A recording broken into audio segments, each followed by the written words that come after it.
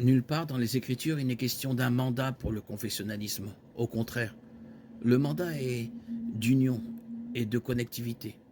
Ainsi, le problème est que l'histoire nous dit que le confessionnalisme est le résultat ou la cause de conflits et de confrontations qui conduisent à la division et à la séparation.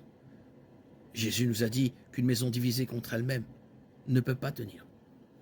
Ce principe général peut et doit être appliqué à l'Église.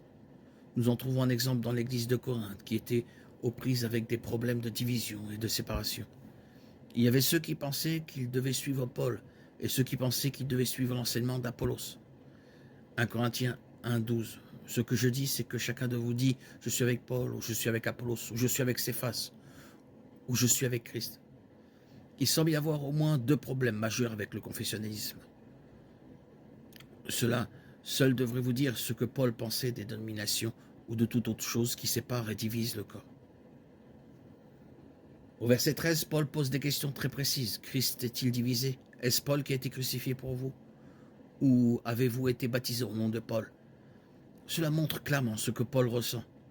Paul n'est pas le Christ, il n'est pas celui qui a été crucifié et son message n'a jamais été de nature à diviser l'Église ou à amener quelqu'un à adorer Paul au lieu de Christ. Évidemment, selon Paul, il n'y a qu'une seule Église et un seul corps de croyants.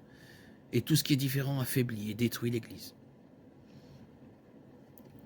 Quiconque dit être de Paul ou d'Apollos est charnel. Voici quelques-uns des problèmes auxquels nous sommes confrontés aujourd'hui lorsque nous examinons le dénominationnalisme et son histoire plus récente. Les dénominations sont basées sur des désaccords sur l'interprétation des Écritures. Un exemple sera la signification, le but du baptême. Le baptême est-il une condition pour le salut ou est-il un symbole du processus du salut? Il y a des dénominations des deux côtés sur cette question.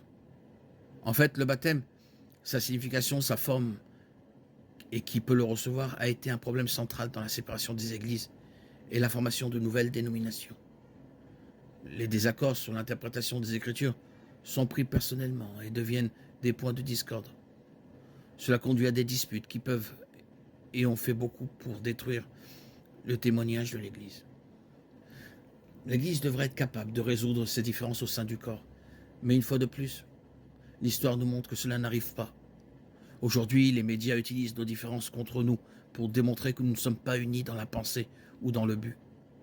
Les dénominations sont utilisées par l'homme dans son propre intérêt. Il y a aujourd'hui des dénominations qui sont en état d'autodestruction car elles sont entraînées dans l'apostasie par ceux qui promeuvent leur agenda personnel. La valeur de l'unité réside dans la capacité de mettre en commun nos dons et nos ressources pour promouvoir le royaume dans un monde perdu. Et cela va à l'encontre des divisions causées par le confessionnalisme et les nombreuses dénominations que chacun veut s'approprier.